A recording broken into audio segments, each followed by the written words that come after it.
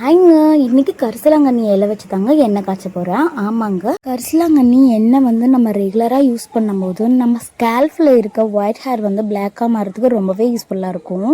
Hair திக்காக லென்த்தாக வளர்றதுக்கும் ரொம்ப யூஸ்ஃபுல்லாக இருக்கும். நான் ஒரு 1/2 கிலோ கரிசலாங்கண்ணி எடுத்துருக்கேங்க.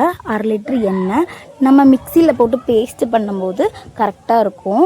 எந்த தண்ணியும் ஊற்றாமல் நம்ம மிக்சியில் பேஸ்ட் பண்ணி எடுத்துக்கலாம். கரிசலாங்கண்ணி கூட நான் செம்பருத்தி பூ மட்டும் ஆட் பண்ணியிருக்கேன். வேறு இந்த இன்க்ரீடியன்ஸும் ஆட் பண்ணல. ஏன்னா நான் நிறைய கரிசலாங்கண்ணி போடுறேன், அதனால மட்டும்தான். தேங்காய் காய்ச்சிருக்கு. நான் செக்கெண்ணெய் தான் எடுத்திருக்கேன். நம்ம நல்லா காய்ச்சினதுக்கப்புறம் நல்லா க்ரீன் கலரில் வந்ததுக்கப்புறமா நல்லா ஆற வச்சு ஒரு ஒயிட் கலர் டவலில் நல்லா ஃபில்டர் பண்ணி எடுத்துக்கலாம்.